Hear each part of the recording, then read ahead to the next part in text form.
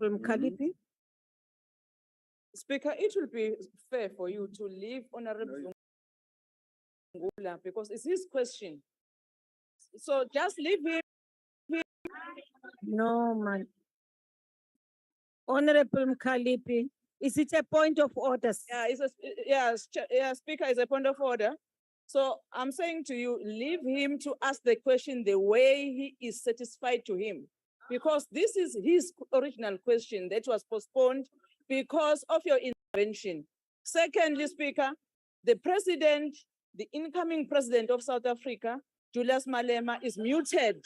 So can you unmute him, Speaker, so he can do his follow-up question? Thank you, Speaker.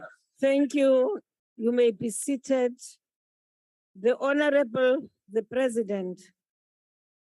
Thank you, Honorable Speaker.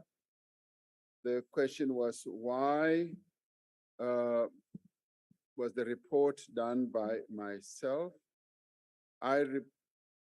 Soon after it happened, I was informed that theft had been committed, and my manager informed me, and I immediately, whilst we were traveling in Addis Ababa, informed General Rode.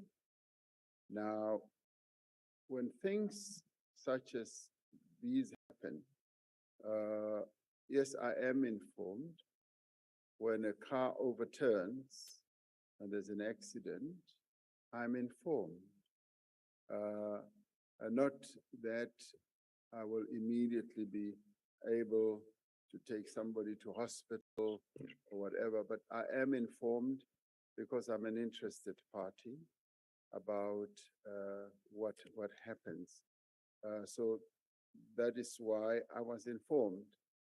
And I was then able to inform a general of the police service who at the time was traveling with me in Addis Ababa.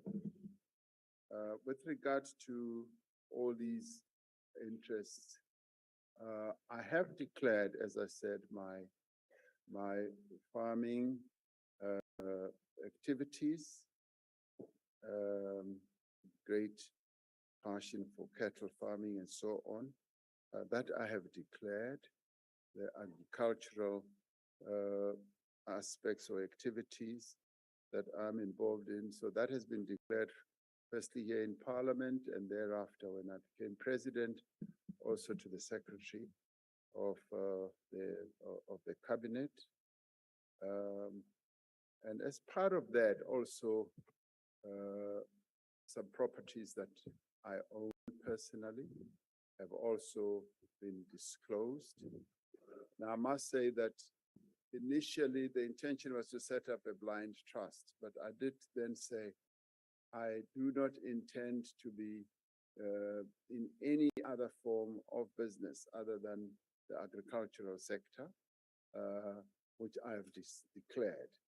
So that is why in the end, no such trust was formed, because this is the sum total of what I get involved in. Do I sell and buy merchandise? No. But does the entity buy and sell cattle and animals? Yes. That is what it does. And why does it do so? Because they multiply and you either have to cull them or whatever. And that is the situation that we are in. Thank you, Honorable Speaker. Thank you, Honorable President. The second supplementary question will be asked by the Honorable T.M. Jumat Peterson. Thank you very much, Honorable President. Honorable President, the questions that you are being asked right now are actually a little bit outdated. They're not that important because, respectfully, Honorable President, we welcome your commitment to cooperate with any and all investigations. And this is what you are doing. So why we are nitpicking on something which you have already agreed to do is actually just repeating and repeating the very same thing over and over again. So it is important to assert the rule of law, which is what you've done. You have accepted due processes and accountability. This is what a good and true leader does. Order. Honorable members. Yes, honorable member, I'm sorry. Chairperson, or Honorable Speaker, we are allowed to heckle in the House, but we cannot drown a speaker on the platform. Thank you. Please. Thank you, honorable. You may proceed, honorable. Speaker, can you protect us from German cards? Aye, man. Aye. Honorable, honorable Mkhalip, honorable Mkhalip, don't do that, please. Please don't do that, please, ma'am. Honorable Order. Mr. President, honorable President, please take your seat. Honorable Jumat is still Honorable- on the floor. Honorable President, would you? No, honorable, sorry, honorable Mkhalipi, you are the most senior leader of your party who is here today. You are the deputy chief whip. You said a few minutes ago. And I'm not going to allow you to conduct yourself in that way. I expect, no, you can't be heckling. Yes, you are. You are drowning the speakers, at least if you are not drowning the speaker. Jesus. Honorable, now, please, honorable, please. Please, point of order? Yes, yes, what is the point of order? Thank you, Speaker. I'm raising a point of order on you, Speaker. Can you please be fair and consistent with all members of this House? You can treat members of the EFF as if they are stepchildren in this House. Whenever they raise their hands, whenever they raise their issues, you suppress them. But whenever members of the ANC are heckling, you are Thank you okay very with much, it. So I'm honorable calling an order member. on you, Speaker. Please take a seat. Point of order, please. Honorable members, you know, all of you, please just lower your hands. Lower your hands. Judith, lower your hands. Honorable members, Honorable Mkhalipi, please lower your hand. Will you please lower your hands? Lower your hands. Honorable members, this supplement. Honorable Tina, Honorable, no man. Woman, I'm addressing you, all of you. I am saying lower your hand. You have 45 minutes and you've already taken 15 minutes on this question. You have exactly 45 minutes on this. Stop wasting time, honorable members. Please. Thank you. I now continue, Honorable Tina. Honorable President, would you update the House with your interactions with the various state institutions such as the Public Protector, the South African Reserve Bank, and the Directorate of Priority Crimes Investigations without compromising any confidences? Thank you. Thank you, honorable member. The President. Thank you, Honorable Speaker. As I said earlier, oh dear, Nzawumakali.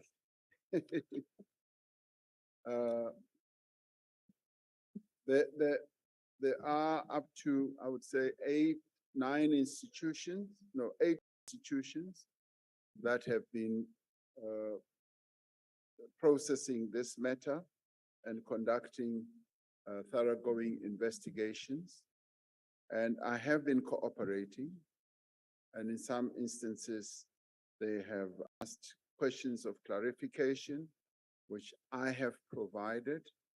And I've been saying to myself that the process has been very thorough and been actually impressed with the manner in which the questions have been raised and also the supplementary questions.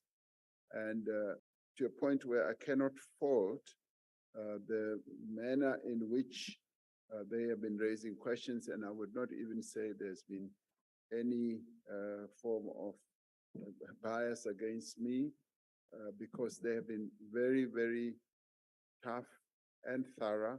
So my cooperation, which I articulated right at the beginning, has been solid, and it continues.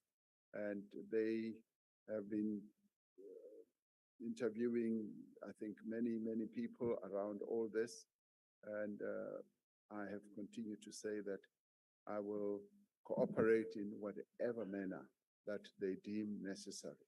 So I have not held back on this, and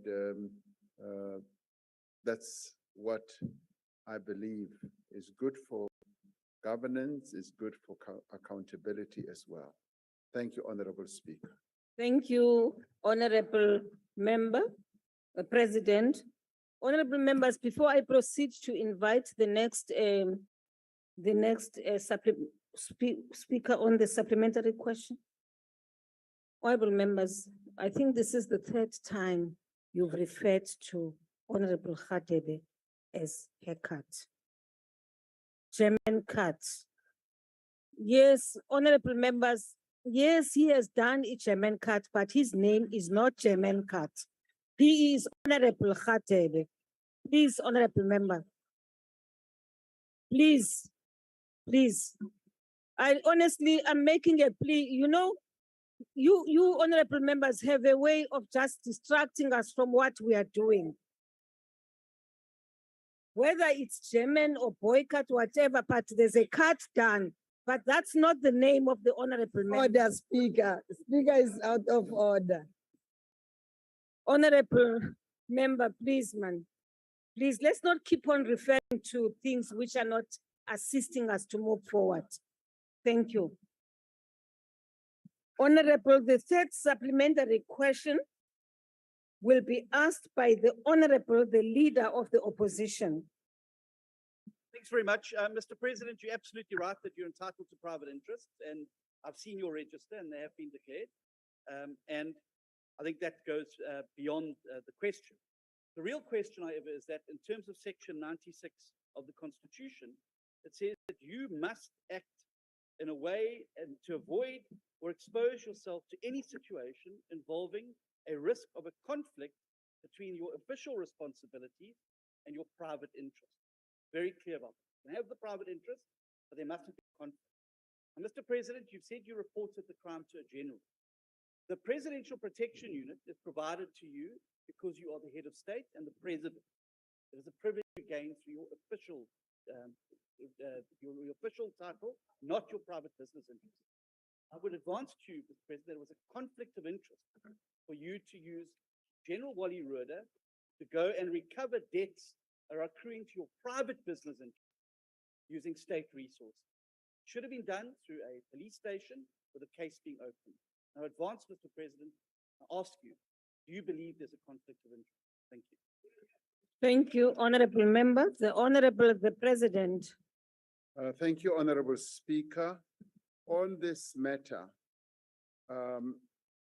I honestly do not believe that I have exposed myself to a situation where there's a conflict of interest.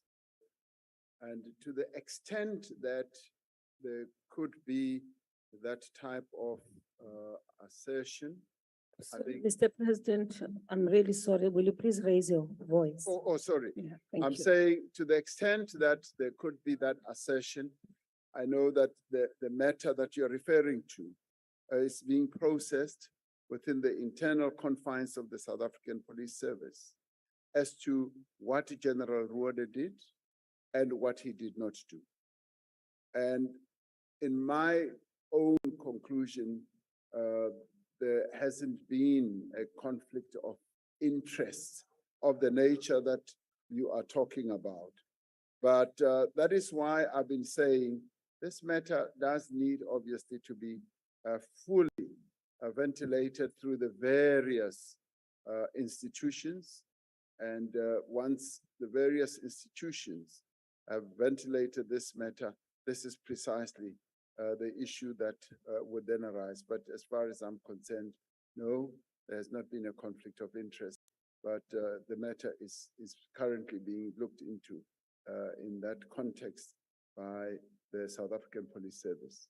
Thank you, Honorable Speaker. Thank you, Honorable President. The last supplementary question will be asked by the Honorable J.S. Malema. Will you please open for Mr. Thank you very Honorable much, Malema? Speaker.